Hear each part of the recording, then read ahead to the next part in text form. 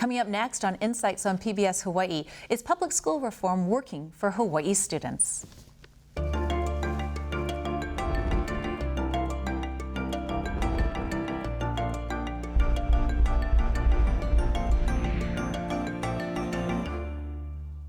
Aloha and welcome to Insights. I'm Malia Maddock, your host for Insights on PBS Hawaii. A $75 million race to the top grant 4 years ago gave Hawaii's public schools a much-needed influx of cash, paying for reforms. As new federal Common Core standards are applied, Hawaii's students are being asked to think more critically. Our teachers and principals say they are challenged to raise test scores and student college and career readiness. Teacher success is now being measured in terms of data as part of the current reforms. These actions are supposed to help Hawaii students, but is there more that can be done? Is public school reform working for Hawaii students? We invite you to join our conversation by calling, emailing, or tweeting your questions and comments. Now to our panel. Karen Lee is the Executive Director of Hawaii P20 Partnerships for Education, a statewide education initiative whose goal is to have more than half of Hawaii's young adults earn a 2- or 4-year college degree by 2025. The group is led by the Executive Office on Early Learning, the State Department of Education, and the University of Hawaii. Suzanne Mulcahy is the Kailua Kaleheo Complex Area Superintendent for the State Department of Education. Ms. Mulcahy began her teaching career in Hawaii as a special education teacher at Pearl City Elementary School. She has also been a vice principal at Castle High School and a principal at Kailua Intermediate. And she has taught in schools in California and in Colorado. Catherine Kane is a Waikiki Elementary School second grade teacher who was named the Hawaii 2015 State Teacher of the Year, the state's top teacher award. Ms. Kane has taught at Waikiki Elementary for 23 years. She has helped incorporate the Hawaii Common Core standards and made recommendations to the educator effectiveness system. Joan Lewis is the Vice President of the Hawaii State Teachers Association. As a teacher, she helped build the Ho'ola Leadership Academy at Kapolei High School. The union is working closely with the DOE to tweak changes to the teacher evaluation program in its current contract. Welcome, everyone. Thank you so much for joining us. Let's start with what's new in this, what we'll be seeing this year. In terms of what will be rolled out in the next, 2015, what changes will we see? Well, we're really excited that we'll be able to take the Smarter Balanced Assessment for the first time. We've been working on that and implementing the Common Core over the last 4 years, phasing it in slowly, starting with kindergarten through second grade, and now we're fully implemented. But it will be the first time that we take the test. It'll be different because it's a one-time deal, and before with HSA, students had 3 opportunities over the past few years to take that test. And so it'll be very interesting to see how Hawaii's children and young people fare on this new test. I'm sure that teacher Catherine Kane is anticipating that. I'm not in a testing grade, but being at Waikiki School, one of the things that that we focus on so much is habits of the mind, and that's Dr. Arthur Costa. And considering this new test, our students are going to have to utilize those habits of the mind, being persistent and risk-taking, and all those critical thinking skills that we've been teaching for the last 24 years. So although there's a new test and we really don't know exactly how it's going to roll out as we did the HSA, we still feel that what we're doing as far as critical thinking skills and things of that nature will be helpful. But we do anticipate a test score drop, as we've seen throughout the nation for the test pilotings. Now, something like that, now that it's test to sort of tied rather to the evaluation of teachers, if you have a test drop, then does that in turn affect teachers in some sort of negative way, or is it calibrated? And that's one of the challenges when you, and we're finding that nationwide, that in every district where the essential idea on paper was, it's it's fantastic. You know, you tie them together and everybody's linked and we're all going down the road together. What you find then is when a new test rolls out, as this one will roll out in the spring, it will jar things. So we're pleased that our superintendent has sought from the federal government a waiver to include these scores as part of our evaluations. It's challenging enough to look at what these assessments are going to be like, to make sure that your job, you know, to have your job and your job performance tied to something that is just an unknown seems like a pretty unreasonable thing to do. So we're hoping that Arnie Duncan is watching this show and will be convinced to just let us put that in the freezer for a couple of years. I think it is important to note that the Smarter Balanced Assessment is going to give us information on how our students are doing with the new Common Core standards. And it's really apples and oranges. So you can't really say we're going to have an implementation dip because it's not the same test. But when you look at the numbers on paper, it may look lower. But we can't compare that. Mm-hmm. And I think that over the last few years, with what we've experienced with No Child Left Behind and such an emphasis on testing, that people are very quick to look at that number and say, oh my goodness, there's a dip. And yes, the numbers will be lower, but it's not really measuring the same thing. We found our students did pretty well when we did a bridge assessment last year. And so we are anticipating, because we like to get feedback. So is that a problem then in terms of public perception? You have the complicated answer of why there might be a dip, but in terms of headlines or some sort of negative backlash against Common Core, do you have the PR problem when you try to make these changes? Any thoughts? Yeah, I definitely think it is a bit of a PR problem. You know, implementing something as widespread as the Hawaii Common Core state standards, it's huge, and it's reform at every level of K-12, and then to have new assessments put in, and you know, it's nationwide that these new assessments are going to be rolled out. So I think it is important to explain to the public that we're setting a new baseline because it is a new assessment, but that we're going to be working towards getting all students up to par with these new standards to get them ready for college and career success. It seems as if nationally there has been some backlash against Common Core and negative press. And I think, and probably what's very sad about it is the standards themselves are not at issue. And we talked about this off air, that the standards are pretty straightforward. And as a public school teacher, it's not my job to determine what it is that the public wants from my students. That is the job of the public, to tell us what they want. These standards are a very clear goal. So you think the standards are uniformly a good choice of standards? Right. The challenge and what's going to probably tarnish the standards themselves is everything else that's gone along with it. Probably, and we've not talked about it, and it's a little early in the conversation to get controversial, but this test that these kids are going to take in the spring, it's up to 8 hours.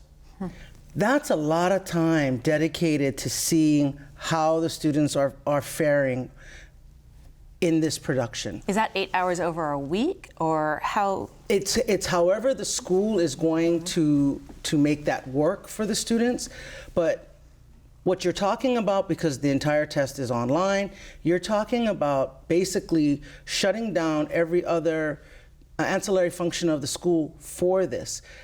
That's a big deal. That's a big deal, and it's like you're having a major IRS audit, if you will, of all students. And while we'll go through it for the year to see what that looks like, I think at the end of the year, there's going to have to be a conversation, and we encourage our parents to join in that conversation, because they may find that that's way more than what they'd like their own child to go through to determine if they're on track. Might we find a better way? So is the issue sort of the exhaustion for the child to have to be tested for 8 hours, or is the issue dedicating 8 hours to a test when perhaps you should be spending half of that time on continued instruction during that period? I mean, what's the objection? Well, I think my objection to it is the stress that it puts on the children. Now, you're your students are older than, you're in the high school realm, but we have third, fourth, and fifth graders going through this, and developmentally they're young and they feel the stress, and the teachers feel the stress that's going on, and we really have to fall back on getting them to persist and getting them to have precision and accuracy, which are all bases that we've talked to them about daily. They're also used to working very collaboratively. Mm-hmm. And at our school, that's an essential thing. And I know at many schools, project-based learning. Yeah. And these types of things are essential to education and to make it real for the students. But to have this solo event for a long period of time without that collaborative conversation that they're used to can be very stressful. So in other words, having to enforce, don't be speaking to the student next to you while taking this test, that sort of thing? Yes, exactly. We teach them how to be a group together, how to work interdependently, and to support each other, and also to argue with each other in the most mindful of ways, and we try to use the P for C circle as well, where children talk to each other and they disagree and they agree, and this is a lively conversation. Mm-hmm. And very educational for them. And so to have to shut it down to and do to the shut test. it down to do that takes a lot out of us. It really does.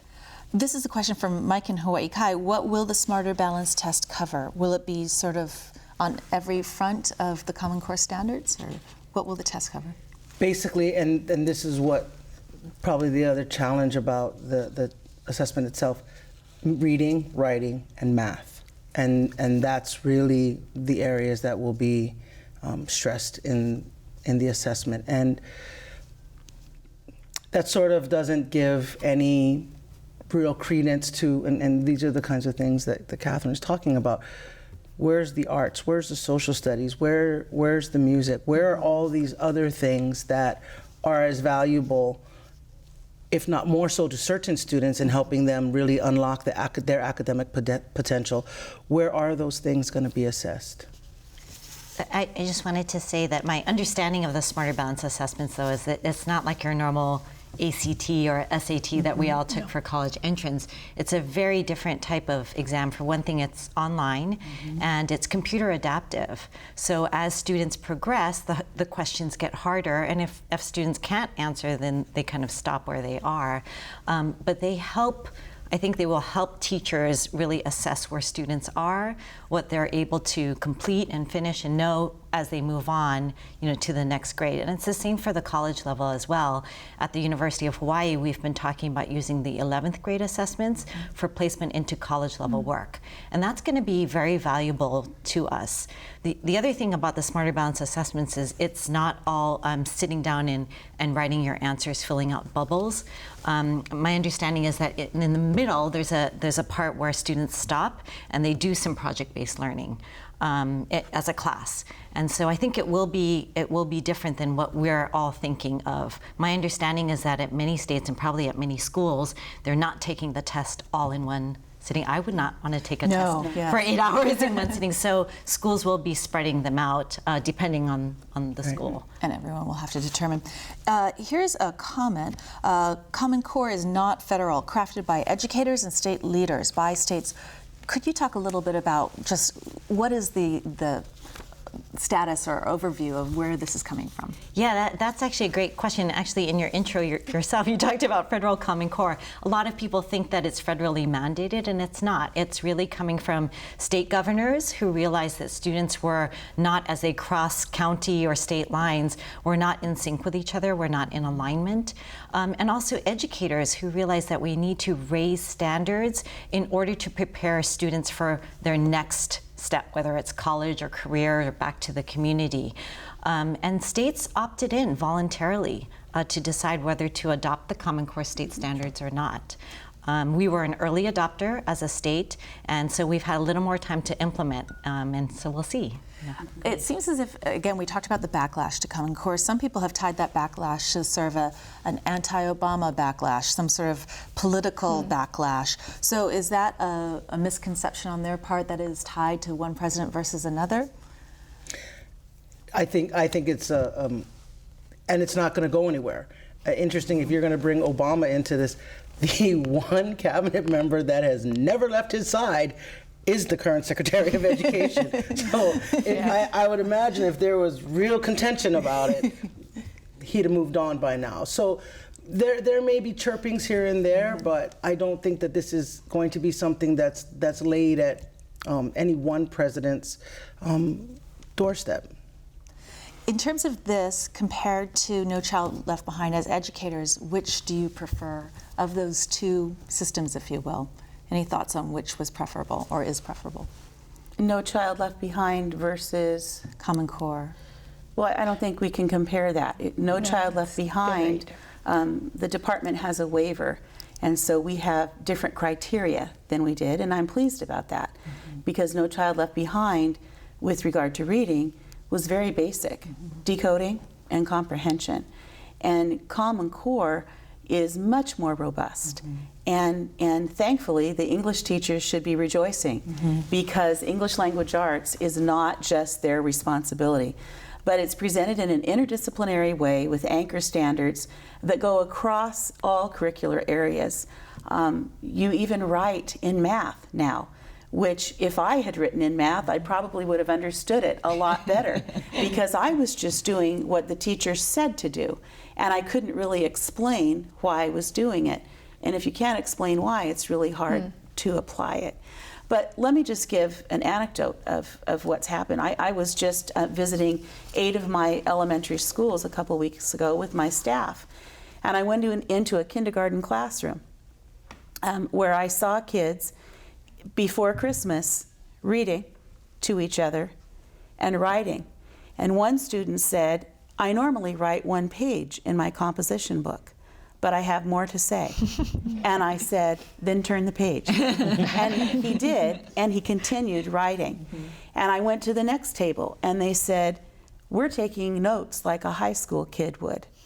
And so I found out later that one of the students taking notes did have a high school sibling who saw this kindergarten and first graders taking annotations in their books. And Joan, being a high school teacher, is probably thrilled to hear that. And so those kids knew we're doing what high school kids do. And they also began seeing themselves as kids who were going to be ready to go to high school. As a complex area superintendent, as a former kindergarten and first grade teacher, I was thrilled to see. And I believe it's because of the hard work of the teachers in making what we call instructional shifts to implement the Common Core. It's a different way of teaching. And I think if parents had an opportunity to engage and to see what was happening, community members could engage and be involved in that conversation, then maybe some of the things that we're hearing that you've called backlash wouldn't be said. I don't know. But I think that we do need to have a more conversation about that, so they really know what's happening. And perhaps if there are things to be tweaked, such as the length of test or what kind of test, every year it can be improved, but that you are seeing positive outcome from the system. Absolutely. All right. Here's another question from Brandon and Kailua for Mrs. Lewis. Are teachers leaving the profession because of the changes? I think that a lot has happened in a very short amount of time. And I personally always bristle when I hear the words reform, education reform, and everybody wants to talk about reforming education as if somehow it was broken. And the fact of the matter is, it could not possibly have been broken because, well, a lot of public school graduates are, running things, doing things, living good lives. So I hardly imagine that we're just crippled. We were crippled and unable to do things. So reform is always challenging, but the idea that we've evolved, that what we need for our 21st century may not be what we basically because I'm pretty sure anybody now would have been educated in the 20th century. So the way we might have done things in the 20th century may not be how we want to run our schools and do the work of schools. And that's great. The challenge then is we're going to take on new standards at the same time that we're going to take on a new way to assess, at the same time that we're going to take on a new way of evaluating. And it's a big deal. This evaluation system, the biggest new thing about it is this idea that it's no longer just about what I teach. It's about being able to say my students, I can prove that my students are learning. That has always been an assumed thing in our profession. But now that shift has changed. So I think what is probably really wearing on teachers is that all of this is happening at one time. And there's almost this insidious little argument being, it's a whisper. It's because you teachers aren't good enough. And that, I think, is what is causing the types of things that might make people question whether or not they want to be in this profession. Right. That feeling of negativity. And I believe our state teacher of the year has got more than enough to say on that. I've had my fingers up on that one for a while. You're absolutely correct, John. What's going on right now is we have so many new things rolling out so rapidly. Yeah. It's overwhelming. Yeah. And we have a new math program, which is technology-based. And so we have to make sure we know how to work the projector, the computer, and we all know how to do that, but some days that technology doesn't work. Yes. And you're sitting there and you're saying, oh, okay, now what? But I feel that new math program, I rearranged it. Shh, don't tell anybody. I rearranged it to match, and I had to go back into some of the first grade things because I have to scaffold my children. But the point of saying that is I'm the practitioner. That's right. I'm the person who's on the ground knowing and what my children know and who they are and what they need. And I want to create in my classroom that lifelong learner, that limitless learner. And like those children being empowered. I want to empower the children to do those things. But with so much rolling out and it's almost rolling over you, we also have a new reading program, the Wonders program. And so we have all these brand new things coming at us and rapidly learning them ourselves. But that we can do. We can do these things. But if you've been in the profession for a long time, you also have a responsibility to take a look at what's going on. Is this program going to meet the needs of my children who need to learn how to read? Correct. Is this program, is it going to be able to teach my children the math from where they're at? Is it going to, am I going to supplement it? What am I going to do? So considering that, there's a lot coming, rolling over us and being prepared for the test. I wholeheartedly agree with what you have just said. And I've been conflicted, to be honest with you. Can we just have a truth over harmony conversation? Because I really do support all the transformation that we've gone through, but it has not been easy. It has not been easy for anyone at any level in the department. We've really had to keep kids in the middle. And as Joan Lewis said, how are our kids going to be able to be successful in the 21st century? And so we keep coming back to that. And if you study organizational change, which is something I love, the way we raced to the top is everything you should never do. That said, after 33 years in education in 3 different states, I'm not sure that we would have come so far if we hadn't had something like that that forced us to race. Now, we all have some scars and bruises and maybe some wounds that haven't healed yet. We didn't have as much time for conversation and collaboration as we should have. We have had a lot, but we needed more, and there are more opportunities, because even though the money has been spent, the reforms are still there. And it wasn't just, let's do this for 4 years and then we're done now. We're not done. We've only just begun. And I think that because of the profession and the kinds of things that our teachers today have said. They point out the importance of ongoing talk about how it's working. Is it working? Do we need to fix it? What should we do? Should we have a shorter test? How can we make that happen?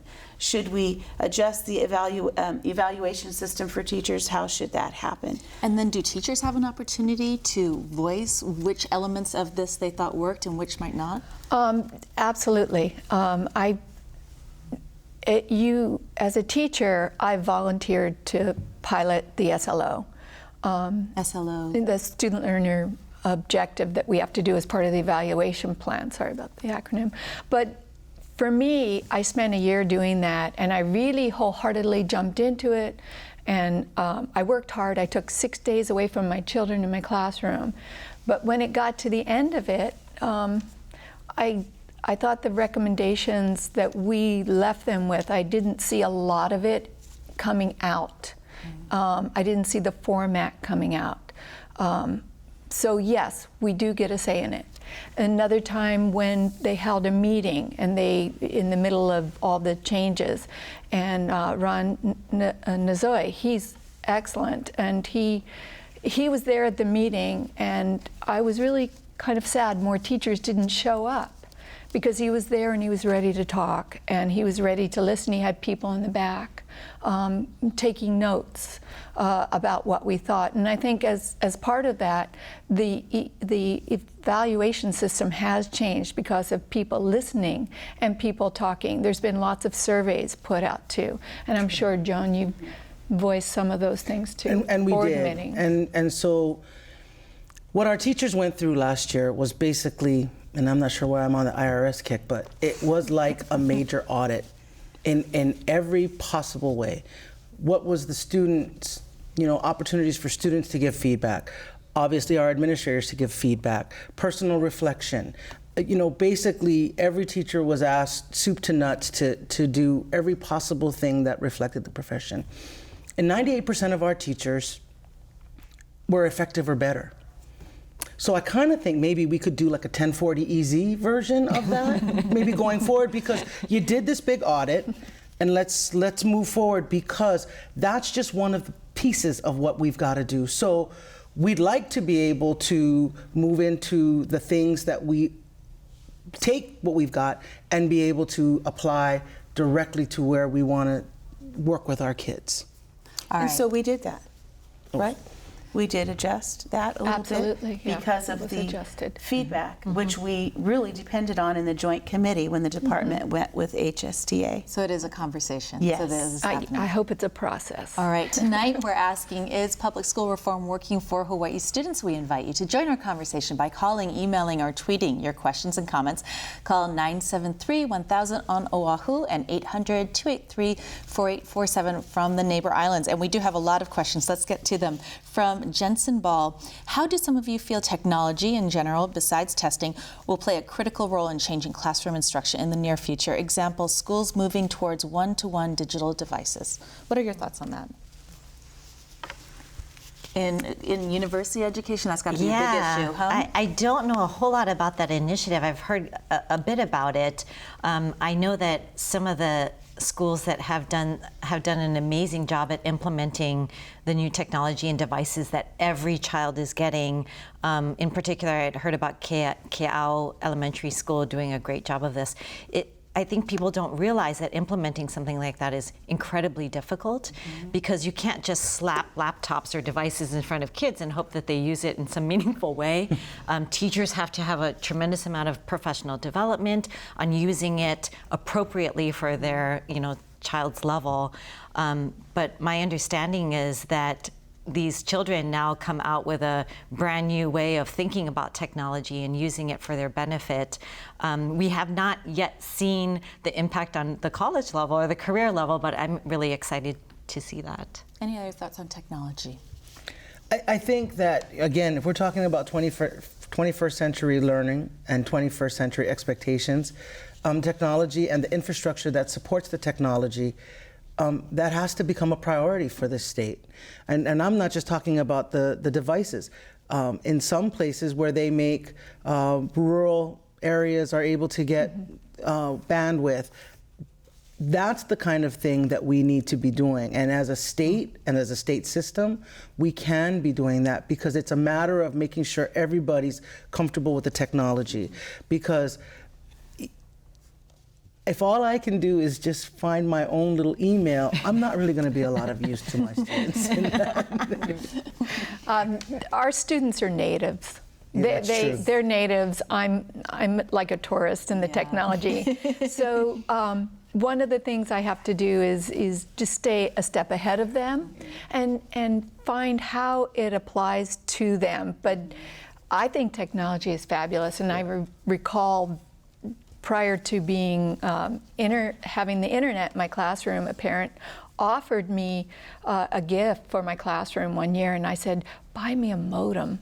So I had a dial-up modem and one computer and everybody on it, and now I have a computer cart, and so it's happening, but financially it needs to be invested in. It's very difficult. It's difficult, but I think it's it just brings the world to the children, and I think it's just a really great piece to add that global view. Positive. From Kalia in Waikiki, expecting every child to know calculus when they don't have the same abilities is unrealistic. I think you were touching on this just as we were about to go on air, which is that are these standardized tests asking everyone to sort of fit the same mold, if you will? And I think that's probably the saddest thing that formal education has done. There's not a student that has been in a high school in the last 40 years that doesn't know, ooh, AP. You know, if you talk about alphabets, those are 2 letters everybody knows. Ooh, that's something. And yet, what is the AP version of band? What is the AP version of drama? What is the AP version? We don't talk about those things. And so if you're not that, you're not quite there, versus students that are able to do magnificent things that are pure genius. Yeah. We don't necessarily have a system that totally embraces it all as equally important. And so that, I think, is my personal fear about, yay, we collect the data and we know what the journey looks like. And if these assessments are going to help us know where they are on their academic journey, great. But if we start to use them to once again say, well, you're and you're fantastic, that's not going to be good for anyone, because that's kind of a false thing. Yeah. Because even the students that are great at AP, if all you're good at is the paper pencil, but you're not a particularly nice person, that's not going to suit you very well. That's not going to serve you well either. It's everything. It's all of the things that Catherine was talking about.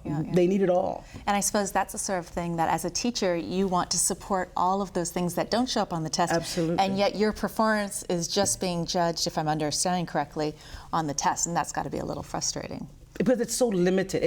That's just, and I've called it this before, it's a snapshot. And it's not even like the best snapshot. And I've used this analogy. Sometimes, you know, you take our pictures with our phones and somebody wasn't looking. It's blurry. It's just a snapshot. The true art piece, we won't know until they get to the other side.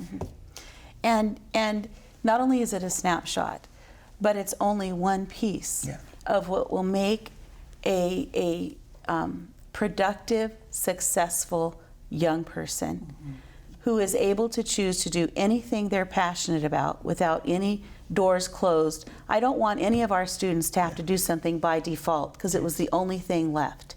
And so I think if we get too focused on the test, then we miss out on a lot, because we have a lot of other kids who are doing what I think would be harder than taking the test when they complete their project-based learning activity, when they compete in the science fair, when they go to robotics. I would say that the test is easier than that. And so I think we really have to have balance. And the conversation helps us to regain perspective. Very important to me, since I am no longer a practicing teacher. I always introduce myself as a teacher, but I'm not in there where Joan and Catherine are anymore, and so it's important for me to hear from them, so I maintain my perspective.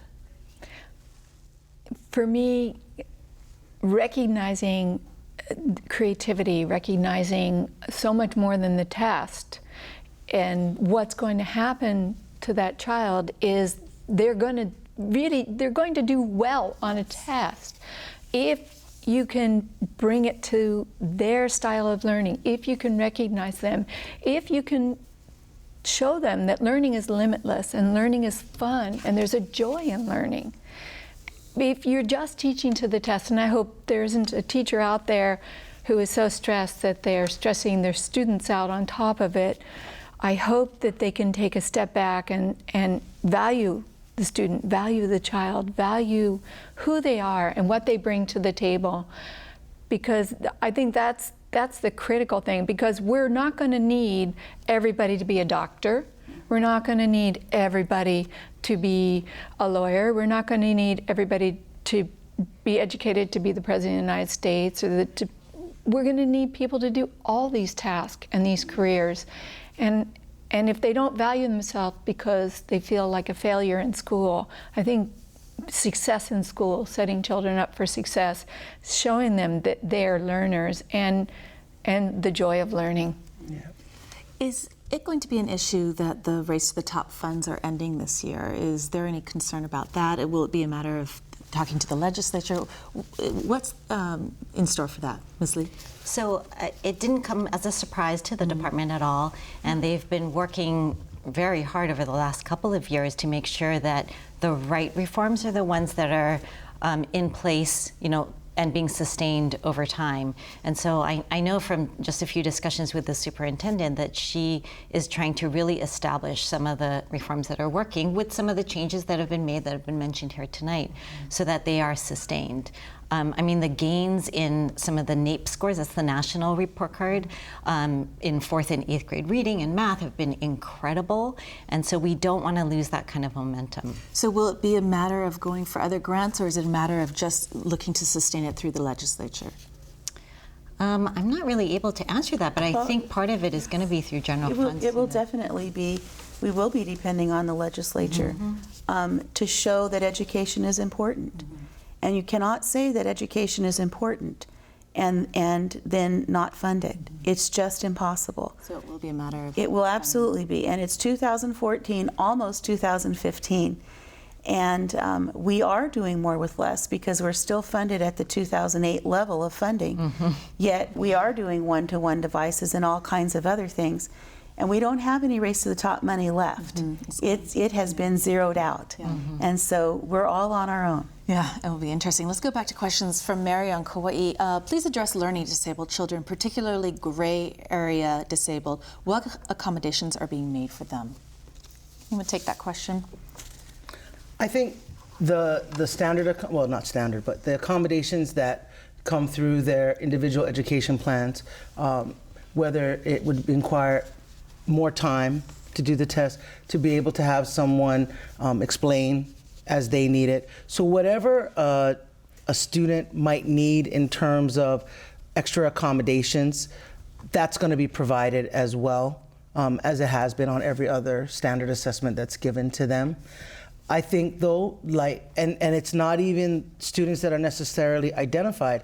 I think as we go statewide with this assessment this spring, it's going to be a big, essentially a shakedown cruise. We're going to have to see what it looks like. Because, again, my gut reaction, this is too long to test anybody. And then that includes my high school students. I don't care that it's only in 2-hour chunks. I'm pretty sure after day one, if they know they've got 4 more days of it, I'm not going to see them for 4 more days. That's how high school students deal with stress. But I think we have to see what this is going to look like and then keep having the conversations about, is this right? Is this right for our students? Is this giving us what we need? And everything is going to be a push and a pull. And if we're talking the one common factor, whether it's one-to-ones or anything else, the one common factor is that the teachers are there and they're delivering, and they've stood the test. They've been there with all of the changes. They're there for the students. And if we're talking about what kinds of investments need to happen, I would certainly ask the legislature to think long and hard about the fact that technology will come and go, books will come and go. Invest in your teachers because you don't want them to go. You want them to be there for the kids. So when you say you might not see them, is there a concern that if the test is too rigorous that there might be absenteeism and the test is... Well, the interesting thing at the high school level, Yeah.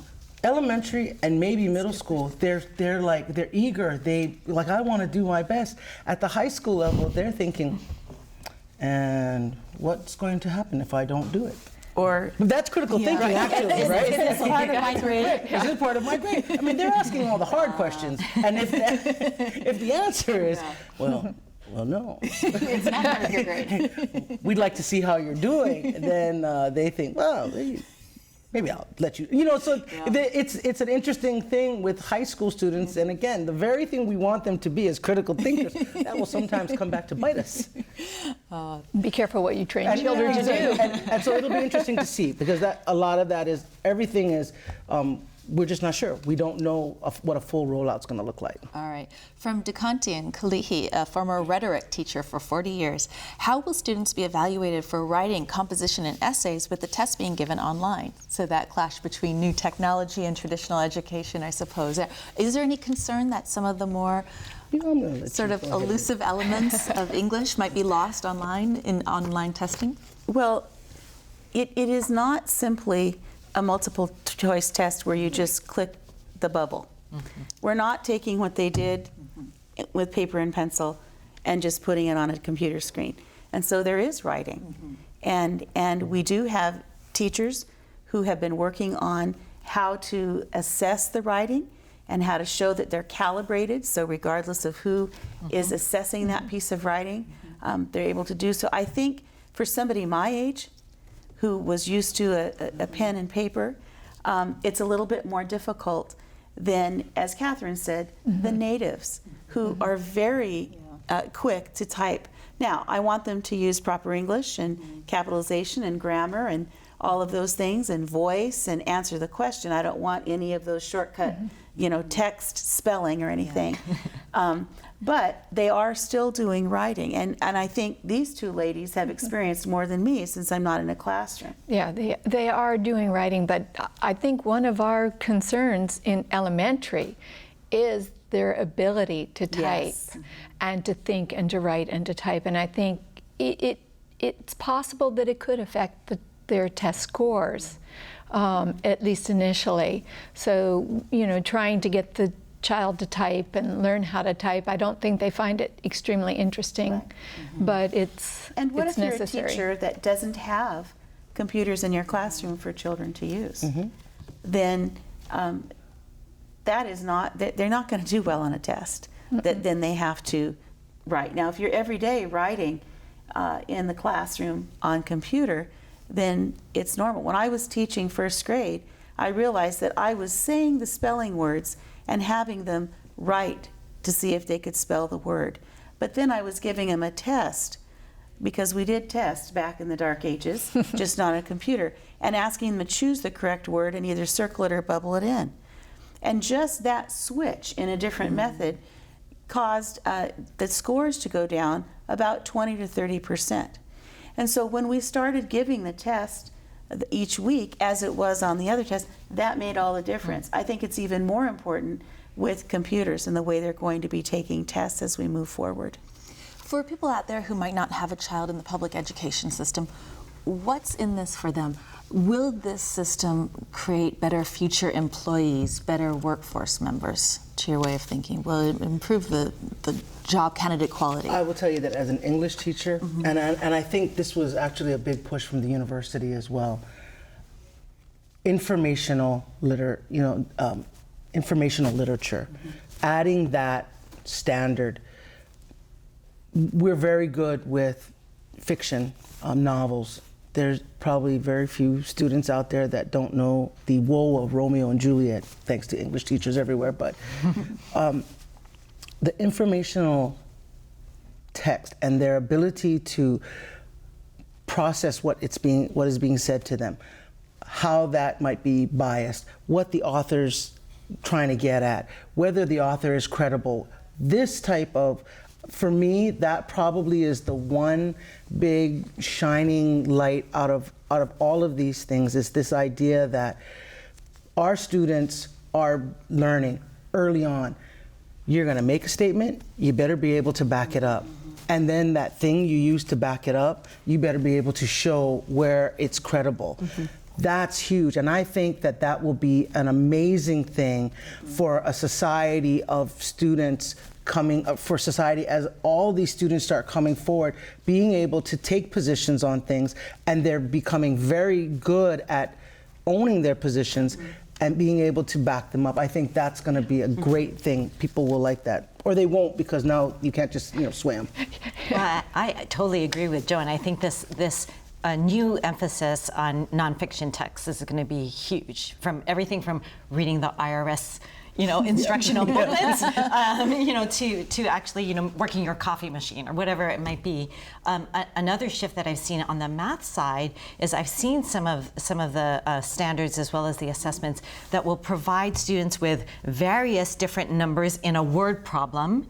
It doesn't mean you need to use all of these numbers. You need to be able to hone down which numbers are important to get to the answer. And that's how the real world is. No one's ever going to give you exactly the 3 numbers to plug into a formula so that you get your answer. On the higher ed side, the universities are really excited about students who are going to be able to come in and really learn in a different way. On the employer side, we've seen many people in the workforce excited because of the critical thinking skills, the collaboration, the grit and persistence that they really is going to be so important for success in their various careers. So I think we're going to see a huge shift in the next years when we see graduates out of the DOE coming through. So it sounds like, although there might be some bumps to iron out, these are changes that everyone is pretty excited about, or is there dissension in the teaching community about whether the goals themselves are of value? Not the goals, but I think some of the vehicles. The evaluation. The evaluation is part of it, but I would also suggest the materials. The state has adopted and you've heard them mentioned, there's the Wonders reading program at the elementary, there's Stepping Stones, which I think is the math. Yes. And then at the secondary level, the Springboard. As a teacher, and this is where I'd rather have one-to-ones, because if I'm going with informational text, I don't need that from a textbook. I feel like we should be moving away from the textbooks, certainly a formulaic textbook program. And so I would say probably for me, one of the greatest frustrations is this idea that we need to all be using these same things. And the concept of pacing guides, where we should all kind of be around this area at the same time, I think that undermines my judgment as a professional. I think I need to know where my students are and what's going to spark them and be relevant for them, because that's what's going to make the gains, not something arbitrary, not something from the outside. It's what's going on between my students and myself that will drive that. So that's probably going to be an area where we're going to see some controversy going forward. Yeah, and for me, exactly, the vehicle that I used for the Common Core, I don't, as a practitioner, I want to use the vehicles that I feel that my children need and can make the kind of progress that's necessary from the Common Core, because it's quite a leap for them. Their lexical levels are expected to be really high. So I want to use the things that do match the Common Core and my students, not that just come into my classroom as a mandate, so to speak. So having that kind of freedom and trust to utilize that. For instance, the speaking and listening standards in 2nd grade are perfect in a philosophy for children circle, where my children question each other, argue, disagree, agree. It set the tone for opinion writing. And so those are the things that are a concern for me as a practitioner. I was so fortunate to have my first year teaching in a brand new school that was a gorgeous building, and I even had an Apple IIe sitting in there when I went in. I thought I'd died and gone to heaven. This was in California at Kingston Elementary in Hesperia. And they didn't have one textbook because they couldn't afford it, and I was thrilled. We wrote together. The teachers wrote curriculum. We collaborated together. And when they did have money and said, you can buy, We chose not to.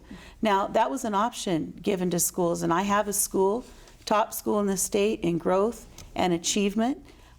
They, 4 years ago, began writing English language arts curriculum, which has taken them to where they are right now. Fabulous. Who did that?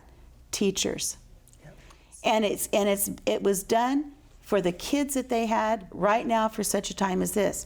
But when they were given a choice, they decided as a school that they would go ahead and they would purchase their curriculum to honor the transiency of the students in our area, so that if they went to another school, they would know what it was. But they don't use it all the time. It's a foundation. They pull it in, they use it as the teacher believes it is appropriate. So you'd like greater flexibility for the teacher in deciding what of the textbook they like, what they might not. Would that be a good solution, to be able to sort of take what you... I'm still, going to weigh in on, I'd rather have the one-to-one first. Let's start with the one-to-one first. And do that. Have you seen some benefits in terms of students coming into a community from another community, for military children coming to Hawaii, for children?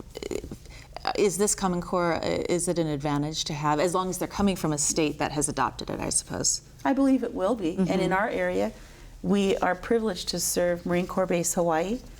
We have some Marines and also some Navy folks there. And it will be nice to have the same thing happening regardless of which state they go to. And the Department of Defense schools have also adopted the Common Core. I'm not really a fan of testing. I believe that there are lots of different ways that we can find out how kids are doing, but it's important to people. And it will be nice to be able to compare those two tests. Sometimes parents come from one school and they think that their school is doing so much better. I remember at Kailua Intermediate, when we decided to put the same test that we were taking, a piece of the Terra Nova that they also took at the military schools, on our website. And the parents were shocked that our scores were higher than the school that they thought was so wonderful, because we had the same test to compare it to. And so I think it'll be very helpful for those kids who, through no choice of their own, are transitioning to 9 or 10 schools. All right, let's get to a few more questions from Dan in Honolulu. Our Hawaiian language immersion program is going to survive. Does this impact those at all? Yes and no. And yes, they are going to survive, because they are not going anywhere. They are only going to continue to bloom and grow as they should. But this is going to be another area that we're going to have to work on it. One of the biggest challenges that we had was that the assessments in the past, and I'm pretty sure this assessment as well, not written by Hawaiian language speakers. And if we could get, and this, interestingly enough, is the federal government that has, they're very picky about who crafts their assessments, but they need to recognize that this is not only a native language, it is recognized as a state language for the state of Hawaii. And again, we shall invoke Obama. If he wants to continue coming here for his holidays, he perhaps ought to think about that. And that's what they're going to need. So no, this is not going to derail our immersion schools at all. We are going to have to make the system work for them. All right. This may be our last question, depending on time. From Susan: I am a public school teacher, and the DOE should do a better job with funds they have now before they go to the legislature and ask for more. Do you think that's a valid criticism? Do you see a lot of waste or any waste in your daily work? Any thoughts? Well, I have not seen waste. I believe that everyone in the department are really good stewards of what we've been given, and we take that very seriously. I happen to also chair the Committee on Weights. I have the last 2 years, or the two Committee on Weights, and it's done every other year, and I'm getting ready to do that again in the summer. And as we go through things with a lot of detail, very carefully, I haven't seen waste. I think it's very easy to say that they waste, but I'm not sure that everybody, and this could be because people aren't being collaborative and transparent in conversations about what's happening with budgets. It's really easy to say, well, they're wasting money or they're top heavy. But I think that it's important to talk about budgets and money in a very transparent, authentic manner so people can understand a little bit better what's going on. I know as a teacher, no one ever discussed it with me. I would suggest, however, that it's not a matter of waste, like bad decision making. I'd like to see us as a state, and again, 98% of your teachers highly effective or highly effective. Let's invest in the local talent. A lot of our state funds, a lot of our departmental funds are being used to bring in external providers. I don't think we need them. I don't think we ever needed them. I think if we wanted to know what we were going to do for the state of Hawaii, the teachers in the state of Hawaii could have told them if anybody had really listened.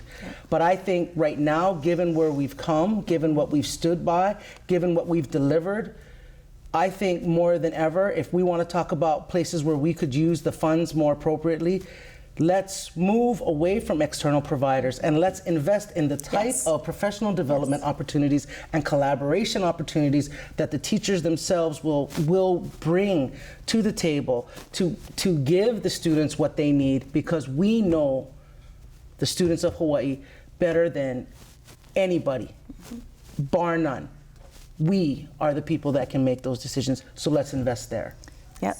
So keep these changes, but go ahead and make them ever more finely tuned to this state. All right. Thank you so much for joining us tonight. We'll be watching this issue in the new year, 2015. Can you believe it? Here it comes. All right. Insights will be on hiatus during the holidays. When we return on January 8th, our panel will face the question, gun control in Hawaii, too much regulation or too little? According to the Brady Campaign to End Gun Violence, on average, 32 Americans are killed every day with guns. And while Hawaii has been relatively safe since the 1999 Xerox shootings, are we one incident away from another large-scale tragedy? That's January 8th on Insights on PBS Hawaii. I'm Malia Maddock. A hui hou and have a safe and happy holiday season.